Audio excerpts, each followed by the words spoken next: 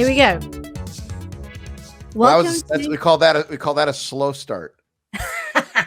Okay, so welcome to the new Blind Spot podcast. I'm Izabella Kaminska, and I am joined by my new co-host. Well, not Joshua Unseth, also known as Junseth. Indeed. So perhaps we do a quick introduction. Who are we, and how did we come together, and why should people listen to this podcast, Josh? I don't know about the last question, but I am Joshua. I'm a Bitcoiner, old-time Bitcoiner, known as Unseth. I used to run a giant Bitcoin podcast, the most popular in the space, and I think the most rationally centered podcast in the space, focusing on finance and Bitcoin. And that was pretty early, about 2014, I think is when 2015 when we started. We did that for a few years. And we were the first to do a number of cool things, such as interviewing Eugene Fama, the creator of Efficient Market Hypothesis, and which I'm sure a hero of yours, the listeners. A hero? I don't have heroes other than Tom Wolfe. When you said you had one of the most, what did you call it? One of the biggest Bitcoin podcasts. I thought you were going to say Bitcoin pyramids, but that's that. Fine. Well, we also had a large pyramid as part of Bitcoin Uncensored. Yes. Well, what happened with the Eugene Fama interview is that Izabella heard it and she didn't like it. She told us we were very disrespectful to him, so we told her to come on so we could be disrespectful to her, and she did, and we've been friends ever since. Exactly. And I think the point here is that I come from the conventional mainstream media, and Josh, you're kind of from the fringes, one might say. And what I found was that talking to you guys really helped my understanding of where you were coming from, and I think vice versa. I think that was the interesting thing, rather than so often in this day and age, people get very emotional online, but actually when you go and speak to each other, you can find some common ground. And the purpose of this podcast, I think, is that we can approach lots of different topics, but from two different perspectives, and hopefully meet some middle ground and provide some entertaining insight at the same time. Well, I already object to being called fringy. Would a fringy guy wear this? Would a fringe? Well, it's so conservative that it's almost fringe. You're going for the Tucker Carlson look there, definitely. Yeah. Oh, good. No, not him. Maybe. Who else? Jim Rogers is also a great. I told you Tom Wolfe. Tom Wolfe is my hero. He's the only person I will allow you to classify as my hero. Tom Wolfe. Who is? I'm being ignorant. Who is Tom Wolfe? Really? Yes. The author. Bonfire of the Vanities. Oh, Bonfire of the Vanities. Yeah, I know it, but I have not read it, I'm afraid to say. But it's a good. I know the story. It's good.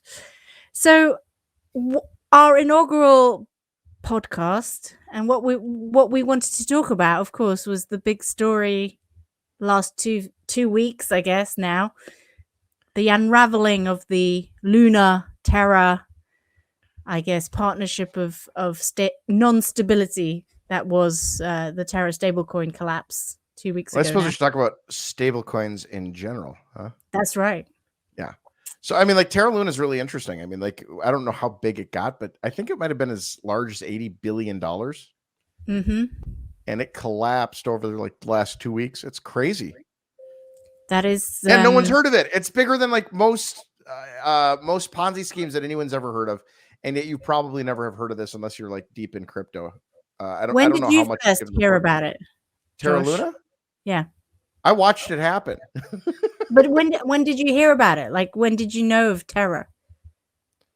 Well, I mean, if you're in the ecosystem, you know of Terra, because like Terra Luna is tied deeply into the DeFi section of the Bitcoin and crypto economy.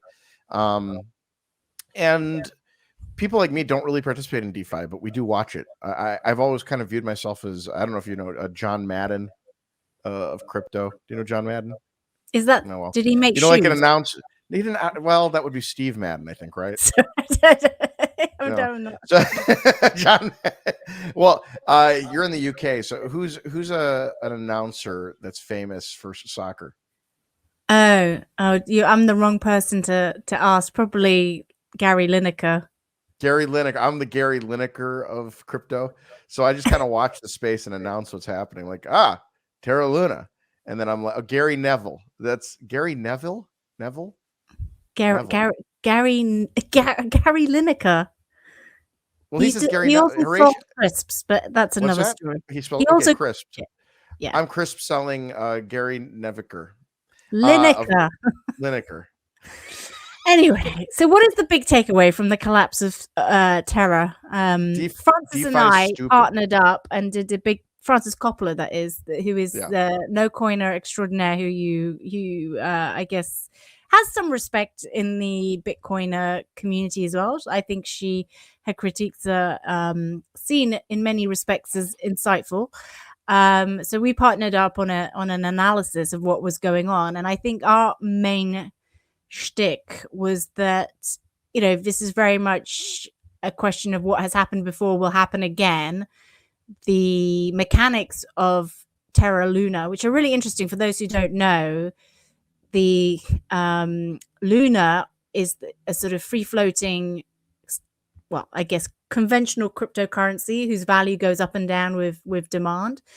And it's sort of the source of equity, I would say, in stabilizing the stablecoin that is Terra, which is theoretically backed by a algorithm, but I would say it's backed by an arbitrage between Luna and Terra.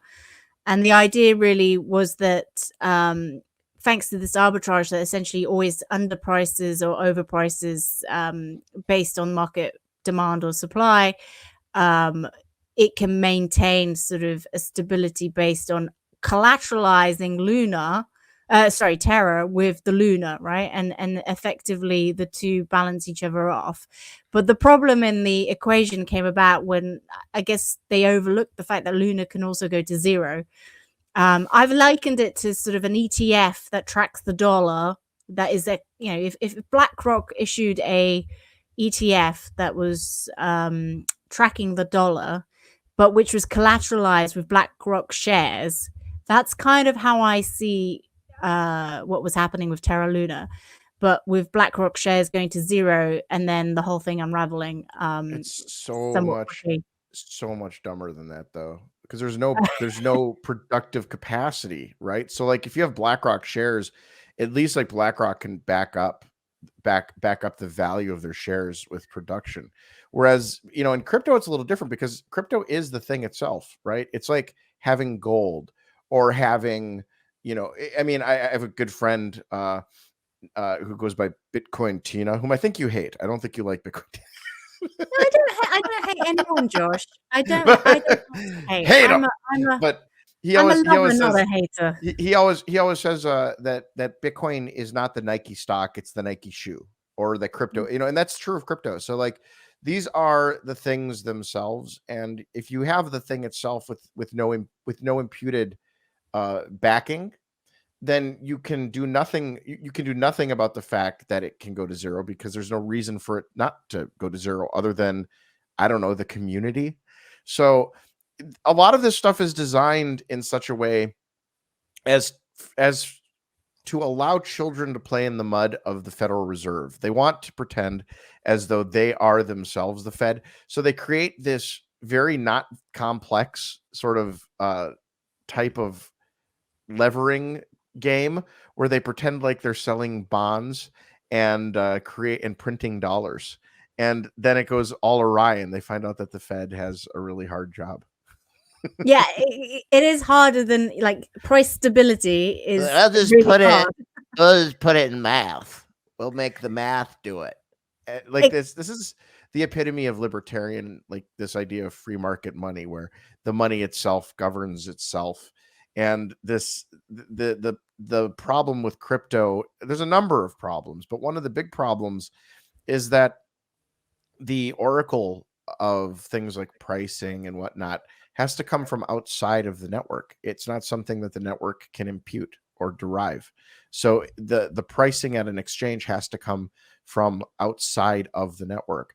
And the other thing is that the volume of these cryptos is so small that they're extremely vulnerable to attacks, not just like a 51% attack, which is pretty rare, but speculative attacks put on by hedge funds or George Well, Soros that's actually or one of whoever the wants really to. interesting things, because like having followed traditional finance for so long, these attacks, we just call them, that they're just exploitation of an open arbitrage. So it's seen as in conventional TradFi, it's seen as the closure of an inefficiency in the market. It's not an attack. Whereas I found it quite interesting that the nomenclature when discussing the Terra Luna situation was like, oh, it was an attack, like a hacker type attack. When the fact that by that definition Soros was a hacker. So I find he was definitely an attacker of the pound. I disagree insofar as it is an attack, right? It's just like everything's an attack. If you look at markets, that's what markets are, getting their price from. There, they are literally two people fighting about. It's a brother and brother arguing about the price of what they think the price should be. That's what volatility is, right? Right. No, I totally agree, but I think that occasionally that presents an arbitrage opportunity. Right. But I think, I guess the perception was like in the early days of this unraveling, there was like, what happened? And there was a lot of the discussion was focused on around the idea that it might have been some sort of hack. But it wasn't a hack. It was just the closure of a arbitrage. And actually, from what I understand, one of the main arbitrage opportunities was the fact that Luna or Terraform Labs acquired this Bitcoin to collateralize huge amounts the system in March. And in an irony of ironies, that sent a signal to the market that they don't trust the algorithm at all. And that created an opportunity to exploit a new sort of price stroke, information asymmetry that suddenly entered into the fray. Even though the purpose of collateralizing it was supposed to be to make it stronger, but it may have been its undoing. I mean, we're all kids here, and I think what's funny is when retail complains about getting wrecked by TradFi, and these are all words we millennials use. Wrecked is not what you think it is. It's not spelled WRECKED for all you old people watching. It's spelled REKT. Wrecked. It's a different kind of wrecked. It's internet wrecked. So they were wrecked. They were wrecked by TradFi, and the reason is because TradFi is filled with people that literally do this for a living, and retail has recently learned. I don't know, these Wall Street bet attacks that are really cute and maybe a little bit more nuanced than Wall Street Bets even knows, but that they pull off at least in some capacity. Maybe just through crowd sourcing, everybody jumping into one thing at once. Maybe that's the value of the gamer or the GameStop stuff. But in this case, retail comes in, TradFi poops on them, and then retail looks at TradFi and goes, "They're scammers, they're mean." And I'm just like, what game do you think you're playing? It's crazy. It's really interesting. I think that what happens here often is that retail just proves time and again, not that they shouldn't exist. I'm not for that, but that you ought, the best move for most people, because we are simply not as sophisticated as somebody who's trading on milliseconds of time, who's spent millions of dollars being right next to the buildings in New York, which isn't so much a thing anymore, but was early on in the 2000s. We are not as sophisticated as those people. We don't have the same tools as they have. We don't have the same scale as retail. So there's no reason that we should play the same game. And for that reason, the ETF was invented, and Bitcoin. Well, I don't know about the latter, but I see your logic. Bitcoin. And yeah, so I think we should do some disclosure. Obviously, you are a pro Bitcoin voice. Oh yes, very pro Bitcoin voice. We have to disclose that is, you are long Bitcoin, I presume. I am long Bitcoin. Okay, long Bitcoin. I was a no coiner until March 2020. I should disclose, right? And then I'm still very much committed to the idea that journalists shouldn't really they should be neutral as much as possible. But I did have a panic attack in March 2020 and I bought some Bitcoin, but it was only $500 worth. And at least to my credit, I picked the perfect timing because it was the market low.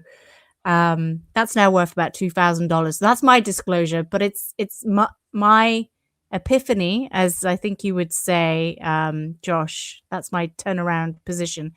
Is that so I'm still very skeptical of the entire crypto space. I still am of the opinion that so much of it is a solution looking for a problem. But I think March 2020 made me realize that there is something in Bitcoin where I've likened it to sort of the right to bear arms. It is a useful deterrent in the sense that if all hell, unleashes itself upon society, it's good to know that there were some people backing this, investing in this system that you can potentially use in the worst case scenario. And as a hedge, as an ultimate hedge, it's useful, but it's mostly useful in keeping central banks honest. The fact that Bitcoin exists should, in theory, keep central banks aligned to their objectives. So in the sense of it's best when it's not utilized, because it's actually I still think it's relatively inefficient as a payments mechanism, but in a worst case scenario, suddenly it makes sense. So that's our disclosure's done, I think. Isabella's disclosure is all about how wrong she is. So well, how wrong I was, or how wrong I am even today. I think that you're actually largely correct. Although I like Bitcoin more than you, and I do think that Bitcoin has a lot of other features. A number of years ago, I was talking to somebody at the I think it was the GAO. I had the G8. No, not the, yeah. So when I was at the G8, my name was President Biden. I was GAO, the Government Accountability Office in the United States, and they were talking to me about. We just had a small discussion. They were asking questions. I think it was very exploratory. I don't think there was anything other than they were just asked to explore the question. But they were asking what would happen if they didn't allow remittance to have bank accounts, if that were something that was disallowed. And I remember thinking to myself, that's a really interesting question because it doesn't matter at all anymore. All that will happen is that you will lose the ability to regulate and watch your money move. And that's what Bitcoin allows, is that it's free money. It lets you move it without anyone telling you how or what to do with it. It's very, very simple. How do you square that with so many of the intermediaries basically adopting all the TradFi regulatory environment They're standards? dumber than me. What? They're dumber than me. In what It's sense? very obvious. It's very obvious that this. Oh, I'm kidding. I heard DeFi, even though I know you said TradFi. I guess I just expected you to ask why they're all adopting the DeFi. Because Bitcoin because traditional finance spent 300 years, 400 years developing all sorts of ways to manage and deal with assets and money, and they're really good. And they're not here's the mistake that TradFi makes, I think, is in believing that there is any distinction between what they do and everything that's done in places like Bitcoin. There is no difference. Bitcoin is finance, and all the TradFi stuff that you can layer over banks also works in Bitcoin. There's a little bit of learning that's going to have to happen with regard to something that we think is probably going to be somewhat deflationary. And there's a lot of learning. I think there's a lot of things that Bitcoin can do that dollars simply never could. I think there are innovations that we will find that we didn't know the government being in the way was preventing. But I think that those are few and far between. And for the most part, bankers figured out banking years and years, even under the Rothschilds, a long, long time ago, who control all things in this world. And Which where are you going with I just finished Neil Ferguson's History of the Rothschilds, by the way. Phenomenal book if you haven't read it.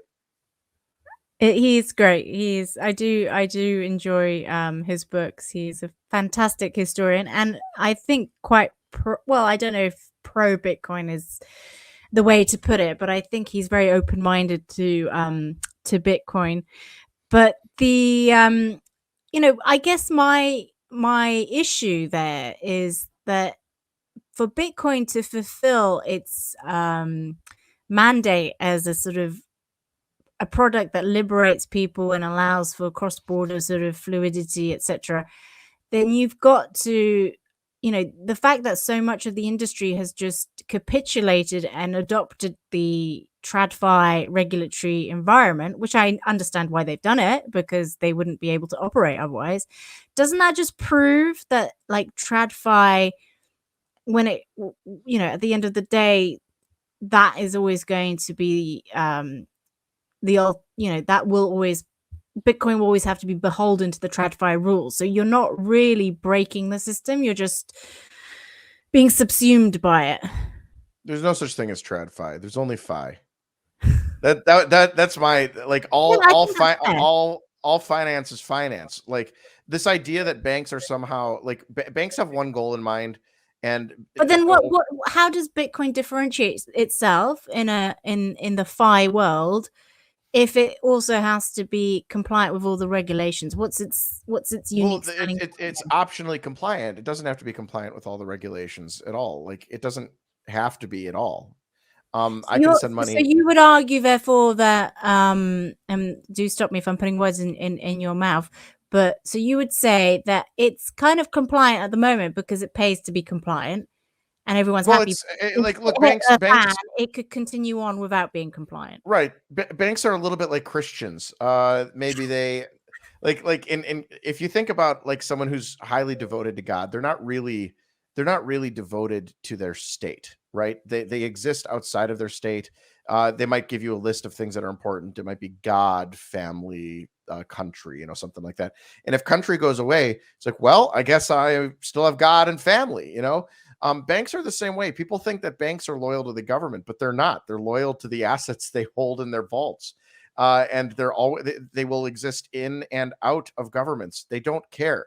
The Medicis didn't care where they were. They liked Italy because it provided some stability, but then they, had to move.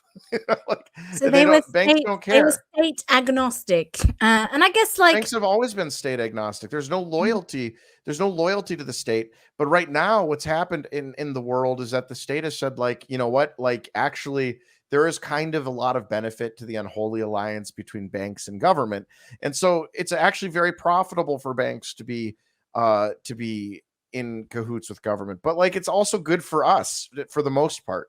But the point is that, like, finance is something that's developed out of the banking system and out of the needs of the banking system, in the way that, I don't know, inventory management algorithms have developed out of 3PLs and, like, holding, Amazon. It's not like Amazon is delivery to, like, decentralized delivery, or that's somehow different from, like, regular, de-inventory management. It's just inventory management. And what they've done is they've achieved more scale than anyone else has. So there's new things that they learn and new processes that they develop, in the same way that, like, that's exactly how TradFi and DeFi are. There's no such thing as DeFi. DeFi is a stupid word, and TradFi is decentralized finance, for those who do not know. Yeah, I mean, it's just a way for young people to call old people boomers without saying the word. I think that is so true about the vocabulary, and a lot of crypto is just recreating new work, like, it's creating new terms for old concepts. But what's your take then on, like, in the wake of the Terra Luna collapse, what's your take on what the regulators should be doing with respect to that area? Because obviously now there's a lot of demand for regulation because all these people lost their money. And I presume you're going to argue that we shouldn't be on the hook to bail out anybody in this sort of setup. No, obvious. I mean, we're like, this is people who invested in a Ponzi scheme. They called it an algorithmic stablecoin. It wasn't. It was a Ponzi scheme. Now with crypto, you have a bunch of new words that you can use to describe or a Ponzi scheme that, you know, is not a Ponzi scheme, and it's confusing to regulators because they're dumb.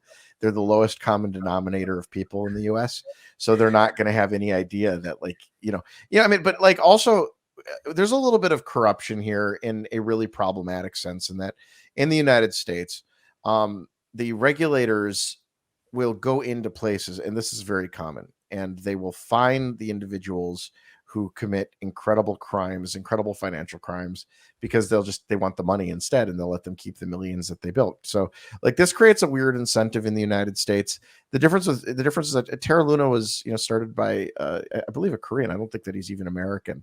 So like I don't know that there's much that we can do in the US to regulate against Terra Luna. The fact that it's on a blockchain allows people to get a VPN and move money into wherever they can find it. And it was viewed as very legitimate. And this is the part that gets me. Terra Luna was viewed as very legitimate by a number of actors in the space that are on the US side. And I don't know exactly. I wasn't interested in buying it, so I don't know where you could have purchased it. Maybe Coinbase, but there's other places online. But there was a bunch of investors like Mike Novogratz and such who were pushing Terra Luna. And I think at your end of the pond, it was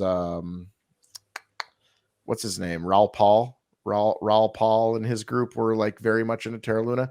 Perhaps, And I don't know. Yes, I think that there is a controversy about that. Yes, there is. Well, it just blows my mind. This was such an obvious scam, an obvious Ponzi. And yet you had these people who are considered very sophisticated, moving huge amounts of capital and encouraging others to do the same into these products. It's absurd. And I can't believe it. I can't believe that like these are the people that are sort of viewed as credible in TradFi.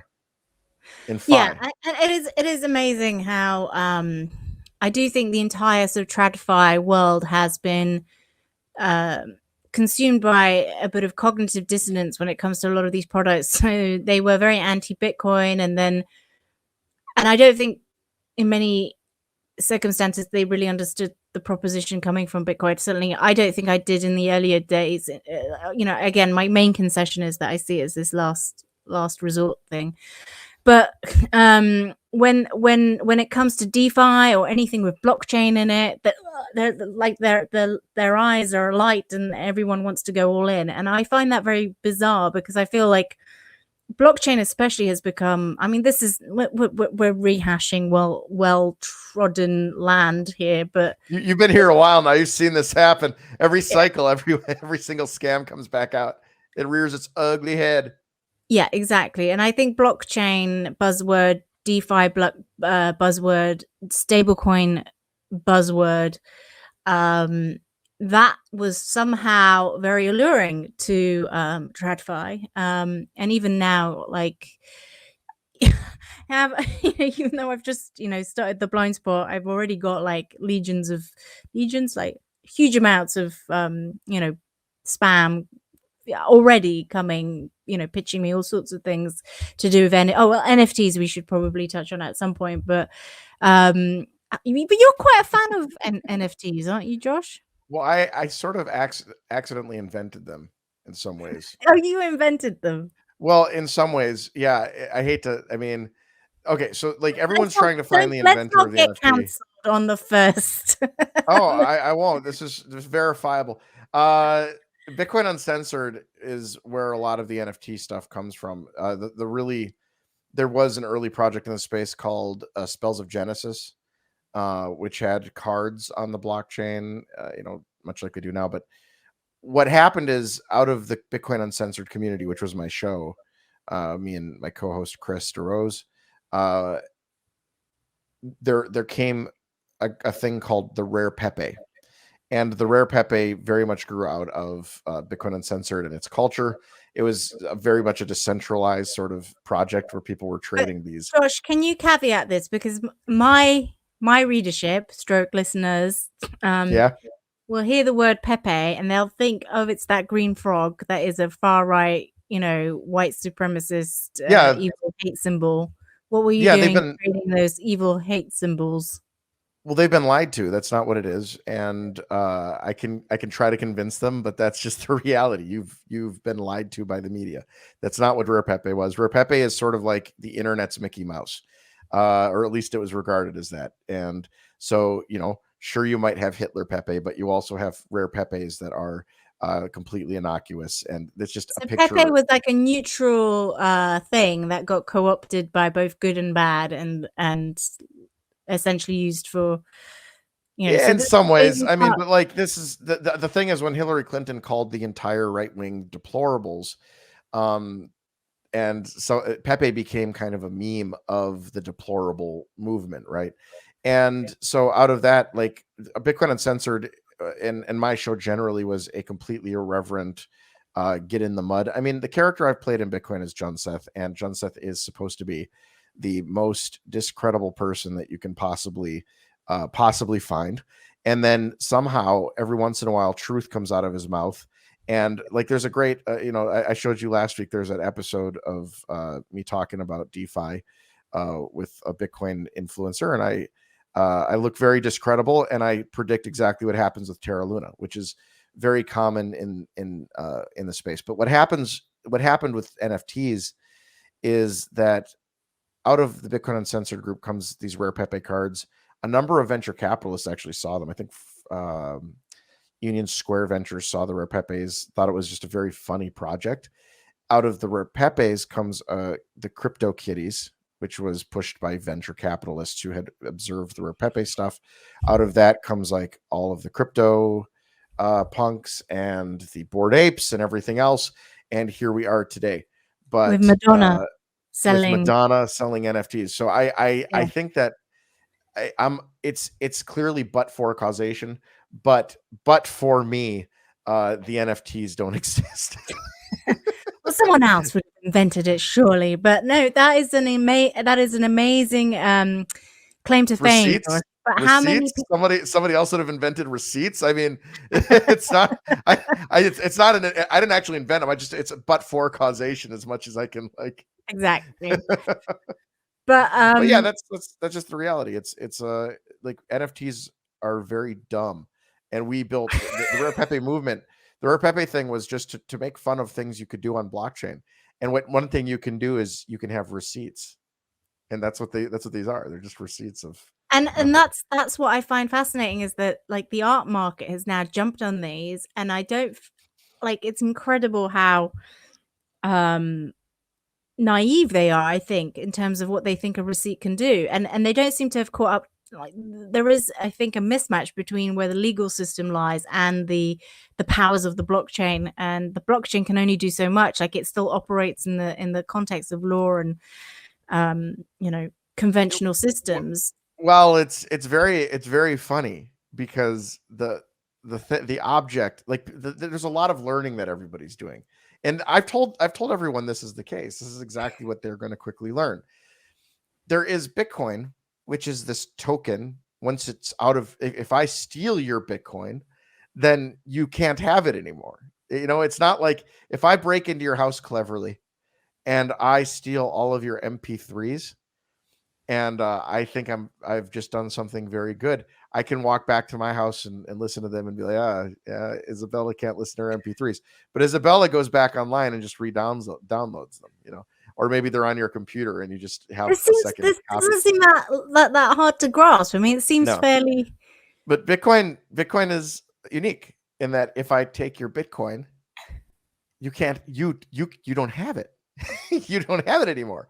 So if it lives on the blockchain, as in it's an actual like bearer asset, then it can live on the blockchain. If it's not a bearer asset, it can't. Well, the JPEGs can't be bearer assets because everybody can look at them and see them. If it's an NFT of a picture, I can go download it, and that's the same type of ownership. And that's what people are learning is that like if I go and I steal Izabella's Bored Ape, and I have the token, which is the receipt, but she is still the rightful owner. What do you think the court's going to decide? It's going to still be Izabella's Bored Ape. Yeah, exactly. Which is why I like the idea that it's equivalent to like owning a signed work of art, like in a series of many replicable arts. You own the one that's been actually signed by the artist or whoever legitimately sold it to you. But Josh, we're recording this the week of Davos, and I want you I have this theory that Davos, or World Economic Forum as it is also known, is like the human incarnation of a blockchain. Because it's this massive kind of consensus generation machine where everybody comes together and the fringes. Do you think this is like the meeting of the nodes? They all get together in Davos and they come to like, okay, well, we're going to come to consensus on something really stupid that we're all going to say this year. Exactly that, and that's why it's always so banal, because Isabella, it is. You know more about Davos than me. Why is the stuff that they say always so dumb? Because I think it is about pleasing everybody, and I think it's always behind the curve because it's a feedback system. It's not it has no vision, because the purpose of Davos is just processing what every like powerful person out there is thinking and feeding it back to everybody else, and giving a sort of snapshot of what everyone today. It's like a balance sheet. It's a snapshot. It's the camel with 47 humps, designed by committee. Yeah, kind of. Exactly. That's what it feels like. It's so interesting to me because a lot of the stuff that they do just doesn't play. Particularly, I feel like the United States is the proving ground for ideas. For a number of reasons, but Europe seems a little bit homogenized in their thinking and very willing to accept the dumbest ideas. Like everyone in Europe, I think the UK or Germany in particular, where they're just kind of like, we're really nice. We don't really want to like argue. Whereas in the United States, we're like, we have guns, So we don't like they bring their ideas here, and we're just like that doesn't make any. We don't get that. And so like I feel like a lot of the ideas fall flat here, whereas like in Germany or other countries, like they seem like a lot of times they're actually taking a little bit of root and they're experimenting with some of the stuff that a couple of years ago the phrase that they came out of Davos was shareholder capitalism. Everybody was saying that all the time. It was like they came back and every CEO and executive, wasn't it stakeholder? Oh, that's stakeholder capitalism. They just kept saying it. And I was just like, where did this phrase come from? But every single CEO is saying it. Exactly what Davos does. It's about conjuring up norms and like pushing norms. And do they vote on them? They're like, who here thinks that the word of the year is going to be stakeholder capitalism? Vote. They do. No? They do have an award ceremony where they give out like an award, a crystal award, and they have a lot of mindfulness sessions as well. Look, I think. How do we win that? What? I'm actually not sure. How do we win the Davos Crystal Award? I don't know, actually. But it would be interesting because I reckon the Crystal Award is like winning the native cryptocurrency of the blockchain that is WEF. Like whoever wins that. That's the block. That's the block reward. Yeah, because you're obviously whoever is worthy of the Crystal Award is obviously the most consensus person who's going to please everybody. It's like a rich person Oscar. Yeah. Do you display that, or does that get you killed? I don't know. I'm the biggest asshole statue. I really want one. That'd be great. How big is it? I don't know. It's maybe this big. I don't know. I haven't seen one up close, but my pyramid. But I do find the whole phenomenon fascinating because it's like a cross between Versailles, and a sort of out of touch elite preaching, quite hypocritically what the world should be doing, whilst they themselves are not following those same recommendations, right? Arriving in their private jets, blah, blah, blah. On the other hand, it's just a party. It's just a big party for lots of people. So it reminds me a little bit of high school as well. And who's the most popular, and you're running around, you don't sleep. I don't know how these powerful individuals operate at Davos, because you go there, you have back-to-back meetings. The point is that so I was talking about Davos, and we lost Josh because he was intercepted by Daily Mail spam that was popping up on his desktop. But I find this quite fascinating because getting into those alerts is the new that is the ultimate hack, consciousness hack, isn't it? It's like, because I remember in the first days of lockdown when we were all having to work from home and it was all a novelty. And I remember very specifically that suddenly, and I swear to God, I had never, ever been on this website. Suddenly, I started getting all these Epoch Times alerts. It was like boom, boom, boom, boom, boom. And I was like, Did you don't subscribe? understand. Did you subscribe too? No, I don't. That was the Oh, weird thing. It just like hacked me. And but then I thought that's like the best sort of pamphleteering hack if you want to get into somebody's consciousness, just to get them to click on something that accidentally uploads the you know, their whatever. Do you know anything about the Epoch Times? I not enough, but I think it's an incredibly interesting newspaper. Yeah, I think. because it's Falun Gong, isn't it? Yes, it's like it's got some kind of association with the Falun Gong, and they're trying very hard to sort of cater to the right news in America, but I feel like they're printed in Hong Kong or something like that. It's very mysterious. I did try to get around. And they have that like young white guy, you know, always doing the commercials on YouTube with his wife, and they have a number of really very, good shows that they put together, and they've done a very good job with reporting. A lot of money behind it. Like that's the Yes. interesting thing. Who is funding the Epoch Times? And they've got a lot of good reporting on certain things, but it feels very much Russia Today-ish to me, where you report the news correctly on a bunch of things, and then at some point you sort of like slightly, at times, you cash in your reputation to like throw things in. Like I'm seeing that right now with like the Ukraine stuff, and like a lot of these people who've like built reputations. Now it's right back to like, you know, Ukraine, like they don't like the US helping Ukraine, and they're like burgeoning on pro-Russia, which is very interesting to me, that they've gone from probably being fairly anti-Russian, anti-Ruski, to like overnight very pro-Russia.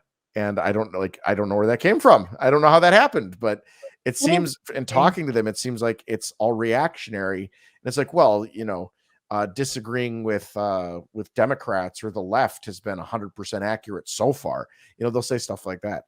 And I just find that very interesting, that that's kind of like the Epoch Times like fits into that discourse. And I don't know whose disinformation and good information the Epoch Times is, but I think that they're very interesting. And also, like I heard, like I obviously subscribe. I never could prove it, but like around 2020, again, suddenly the actual physical copy of Epoch Times ended up in like being distributed to a load of people I know in London.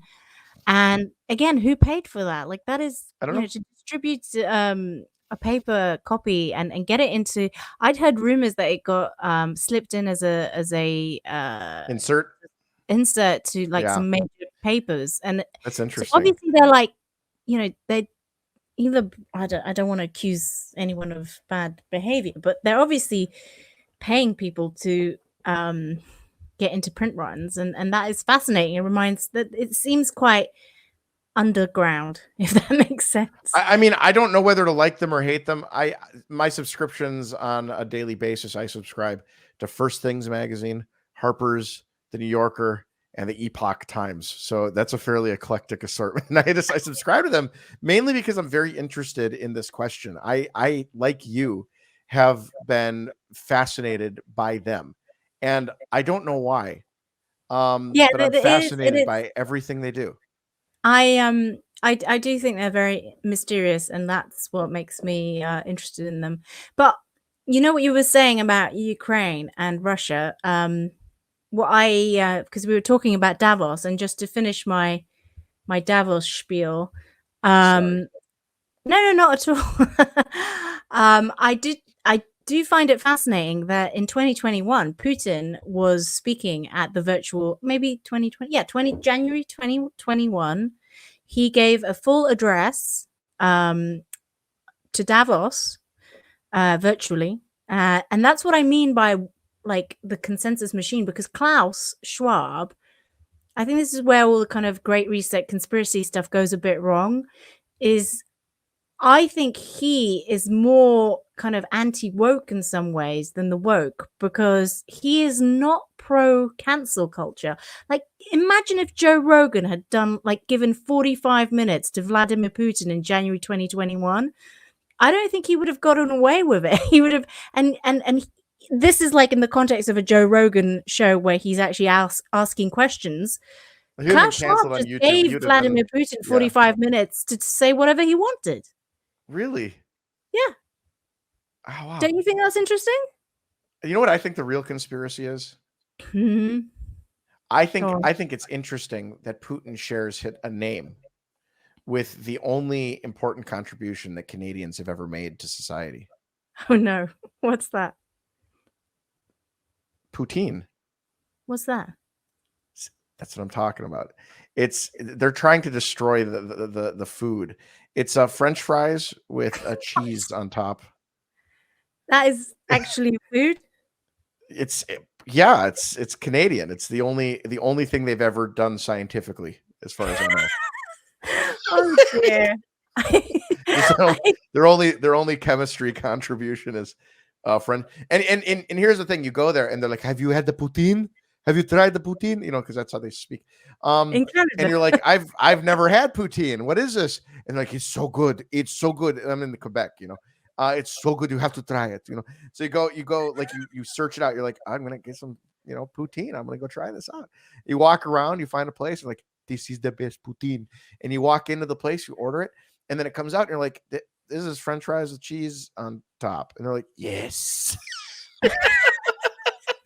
Well, that was very educational. I had no idea about poutine. Yeah. Shares a name with the dictator that we all hate today. Yes. Or know and yes. love, depending on which side you're on, I guess.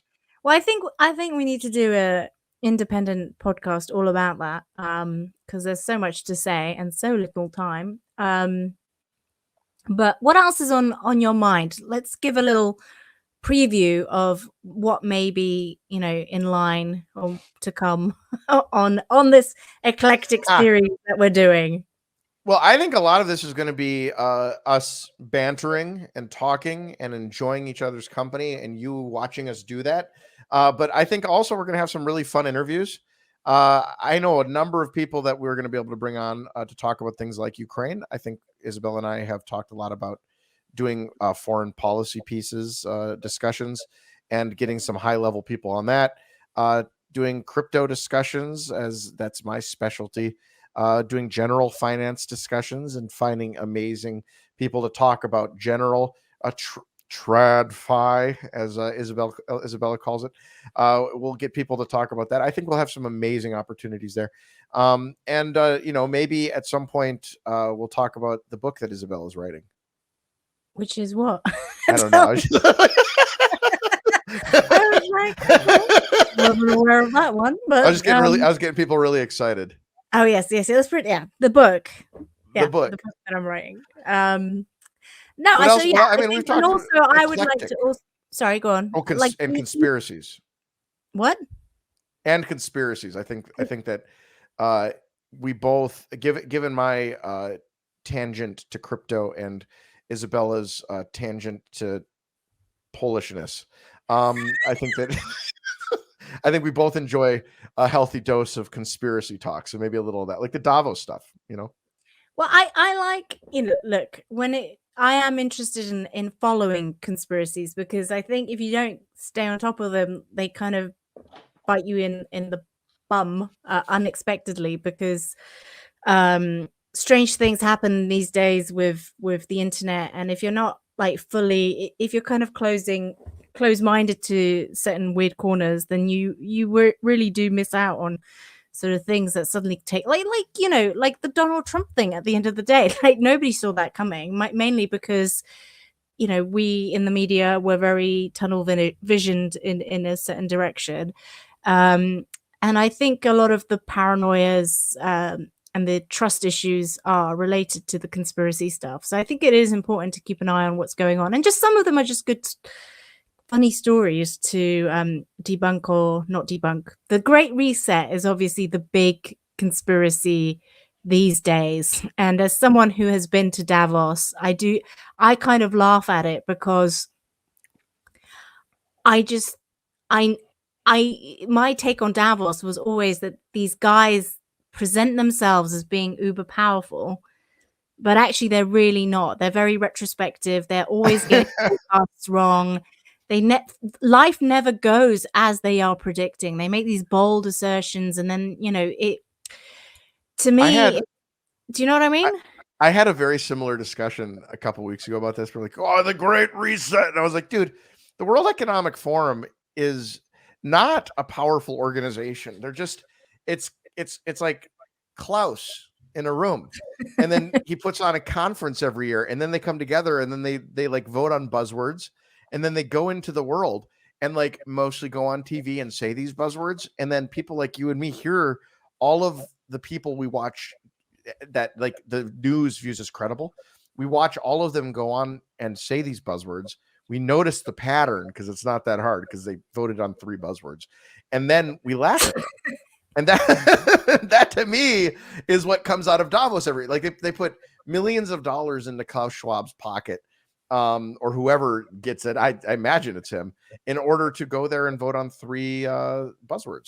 But also what's interesting is like there is this perception that it is elite, don't get me wrong, but anyone can actually become a member. Like they're very open. What? It's elitist. It's not elite. I would honestly, I think that like traveling to Bangkok and eating street food at a hard to get to stand is more elite than going to Davos. But like it is definitely elitist. But not just that. I think like structurally it's like a blockchain. That's why I say like blockchain for me is the best metaphor, because it's opt-in. Like anyone can, if you've got enough money, if you've got enough server power, whatever, you can go to Davos. There's no everyone can go in if they have the money. And it would be quite funny if some of the conspiracy people just like crowdfunded a membership of Davos, because then they would become members. Like one of the reporters. Huh? For like one of the reporters who really is like desperate, like because every year what happens, you know what occurs? All of these like conspiracy reporters go and they'll like hang out around Davos, and they'll get like, Petraeus doing his morning run, and then they'll run with him and be like, Mr. Petraeus, what are you discussing at Davos? And he's like, what are you doing? No, but it'd be far funnier if like Alex Jones just like did crowdfunding and bought a membership, because this is what I mean. If Putin can go, I'm pretty sure Alex Jones can go if he bought a ticket. I don't think they would care, but I don't think he wants to, because he needs it to be a conspiracy. But that's the funny thing about it. Like, but it would be quite funny if he bought a ticket and he had. It's just a conference. What? It's just a conference. Yeah, it's like, and that's that brings us to our first sponsor. Today we are sponsored by Klaus Schwab and the Davos. How much did he pay us for this amazing endorsement of his like non-conspiratorial nature? 4 million Terra Luna. not 4 million like virgins or something. Well, he did give us a lot of virgins, but I embezzled them. Okay. Well, anyway, so I think as a preview of what's to come, this is what I think. This is a good sort of overview of our thinking. So I hope, Josh, is there anything else on your mind? I mean, we could get serious just for a second, just to give a little bit of additional preview. Is that one story that caught my eye this week was this story about Sri Lanka, which is it's currently undergoing a massive economic sort of collapse. And I had no idea that the government there had banned organic farming. And apparently, according to, I have to say and admit, it was a Daily Mail story. But apparently this led to a 30% reduction in yields in their rice and tea farming. I think they didn't ban organic farming. They banned like traditional farming, didn't they? That's it. Sorry, banned non-organic farming. That's right. Sorry, I'm being stupid. Anyway, so that led to a 30% reduction in yield, and now that has hit their exports and their ability to balance their trade balance. And and absolute chaos ensuing. No fuel, riots potentially on their way, protests. But obviously, what listeners may not know, or watchers, readers, whatever, is that, Josh, you're quite interested in this topic of agricultural yields because you're a bit of a fan of the green revolution. Oh So yeah. we might touch on this in a more concentrated way in a future episode. But what's your Awesome. general take on the whole organic movement and how it's, how does it get to a situation where the government can advocate for clearly a policy that is going to be self-harming? It's not clear to, I mean, the thing, I think the thing that we do as people, and I think this is true across the world, is we assign to our politicians and elites this belief that they know anything at all. And time and again, and I think it's actually becoming more true or more obvious as time goes on here, as we have access to information and as we are able to consume primary sources and see for ourselves.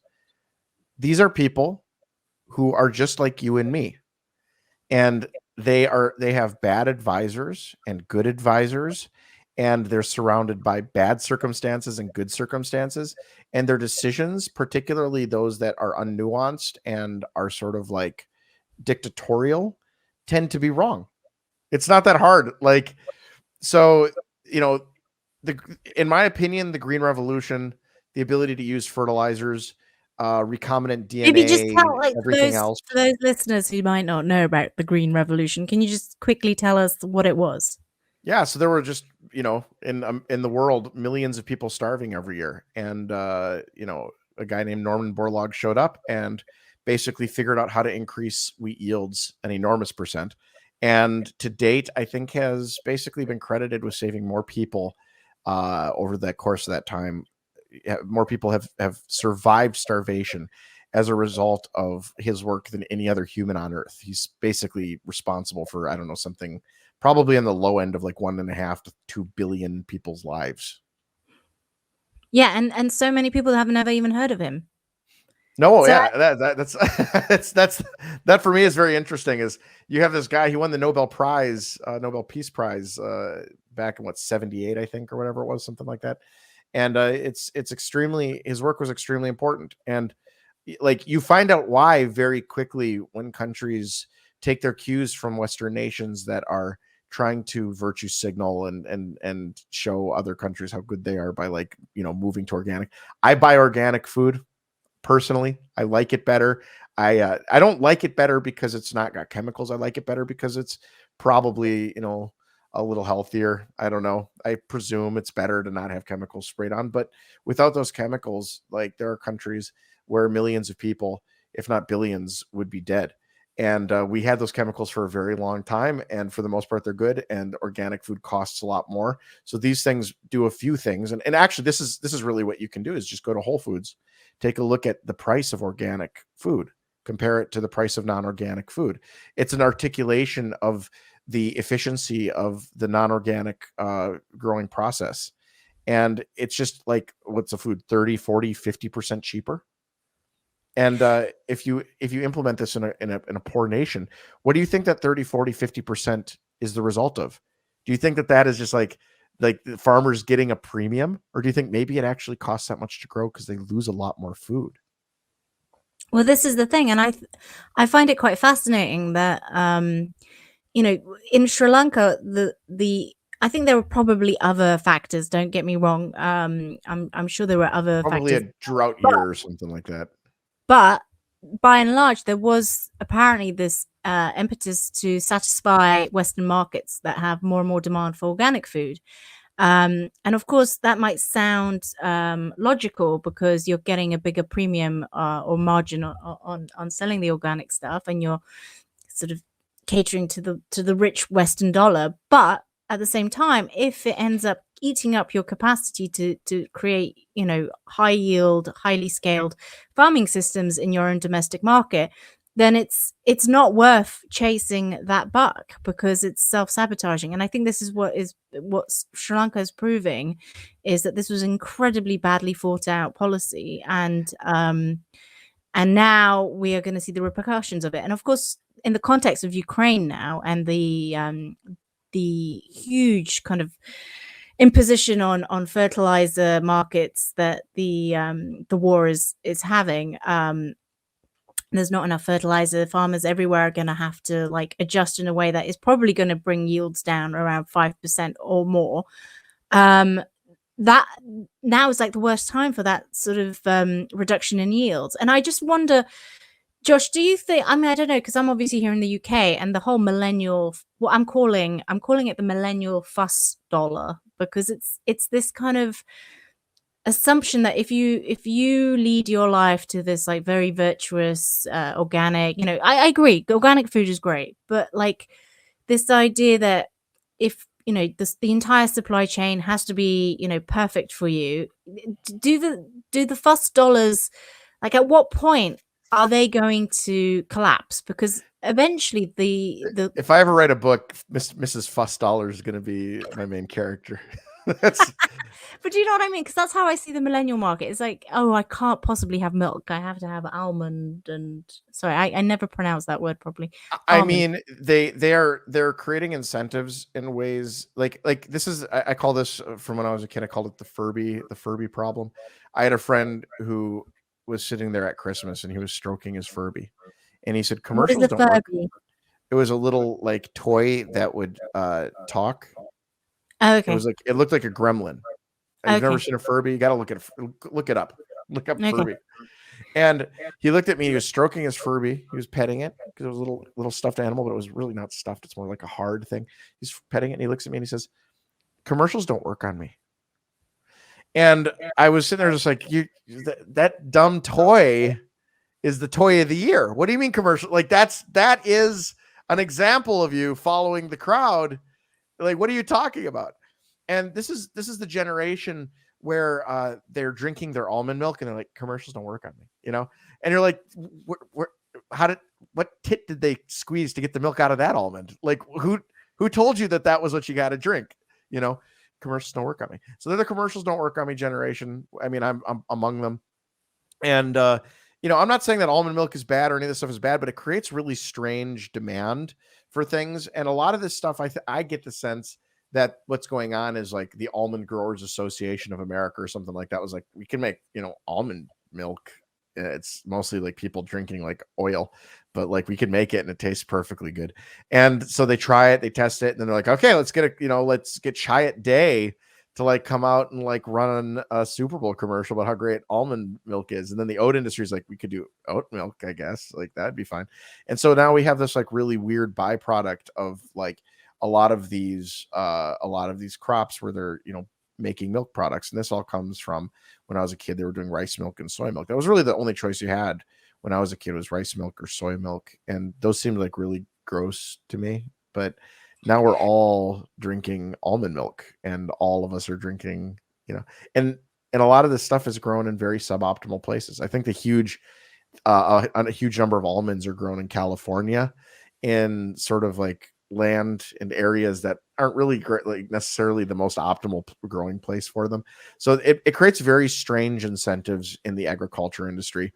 And to your point about Sri Lanka trying to, go organic to gain and to take the almighty dollar, I mean, isn't agriculture usually cited as the best example of a perfectly competitive market?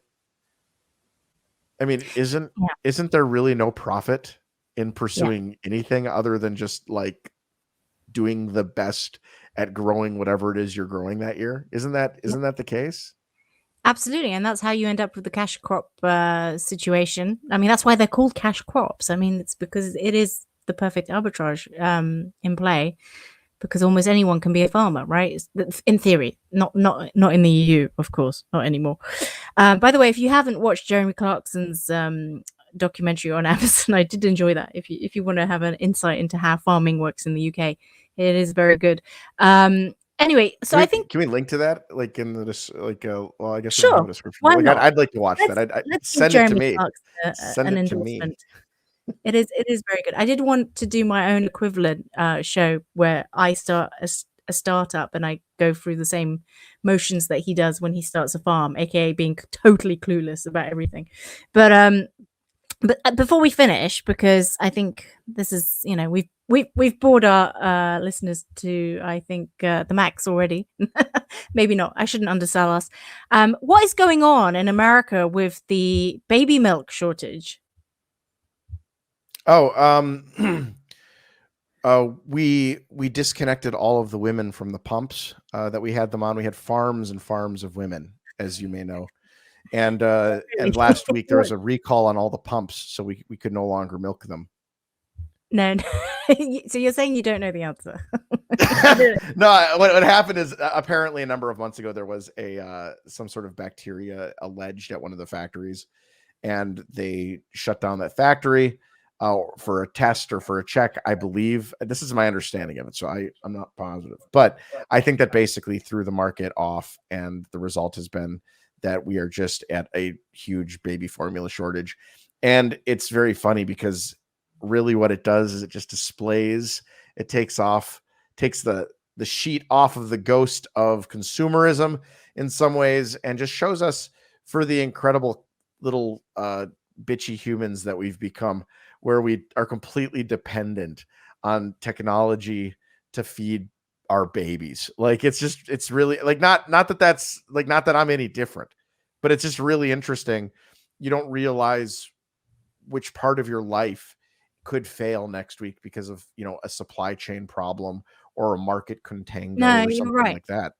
And it's just, we've built a just-in-time economy that really is something that we've built our lives on in every single way. We don't even know, you know, who could have possibly imagined the idea that we would have computer chip shortages, you know? And it's happened many times before. You look back at like a Nintendo games, for example. Nintendo had chip shortages back in the 90s and in the 80s. And a lot of this stuff is, you know, the basis for the supply chain today that really caused the supply chain to become robust, because we had all of these tests of stupid things like video games. But after the pandemic, we found out that supply chains can fail, and they can fail really fast. And that now everything is so tight in that when we have a chip shortage, you can't buy a car for under $255,000. That blows my mind. It is insane. Thank you. I couldn't agree more. I was also thinking of A View to a Kill. I'm afraid, speaking of shortages, Open it. Hey, I'm sorry. Occasional interruption. I've been given a secret code. Maybe this means that makes sense. something. Thank you. You should share. You should share her. I get it. Oh, this occasionally will happen. I'm afraid. Okay. All right. Okay. Thank you. Where is Daddy? In the kitchen. Go. Because I have to sign off now. Okay. Look. Okay. What is that? Actually, Leah, do you want to say goodbye? Okay, we'll say goodbye now. Do you want to say goodbye? Bye, Duga. I'm sorry. Yes, you Duga. I'm sorry about Bye this. bye. Bye, Duga.